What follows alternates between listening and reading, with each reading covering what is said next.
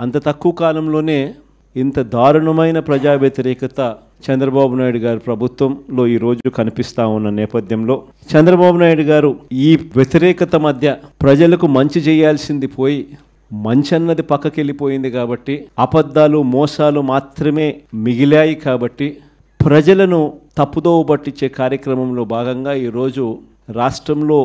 ఎప్పుడూ చూడనని diversion politics ఈరోజు చూస్తూ ఉన్నాం. ఒకవైపున డైవర్షన్ పాలిటిక్స్ చూస్తూ ఉన్నాం, మరోవైపున అణిచివేత ధోరణి అన్నది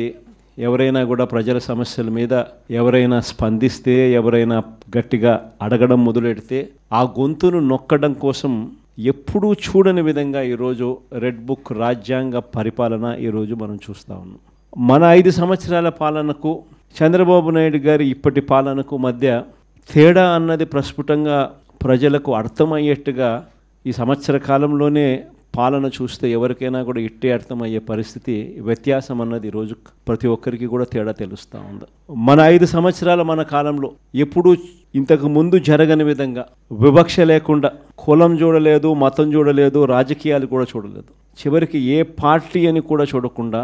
మంచి చేసిన ప్రభుత్వం ఒకవైపున మనది కనిపిస్తే రెండవ వైపున ఇటువైపున ఈరోజు ఈ సంవత్సర కాలంలో కనిపిస్తూ ఉన్నది ఏమిటి అని అంటే మంచి అన్నది ఎలాగూ లేదు, వివక్షకు తావు ఎలాగూ లేదు. ఎందుకనంటే ప్రతి పథకము ఏ పథకము లేదు కాబట్టి మరోవైపున పూర్తిగా రెడ్ బుక్ రాజ్యాంగం అమలు చేస్తూ విచ్చలు విడిగా ఈరోజు అన్యాయాలే కనిపిస్తూ ఉన్నాయి. మన ప్రభుత్వంలో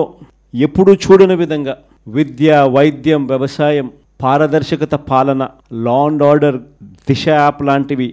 రెవల్యూషనరీ రిఫార్మ్స్ తీసుకొని వచ్చి ఎప్పుడు చూడని మార్పులు మనం తీసుకొస్తే ఈరోజు ప్రతి వ్యవస్థ కూడా కొలాప్స్ అయిపోయిన పరిస్థితులు ఈరోజు కనిపిస్తూ ఉన్నాయి.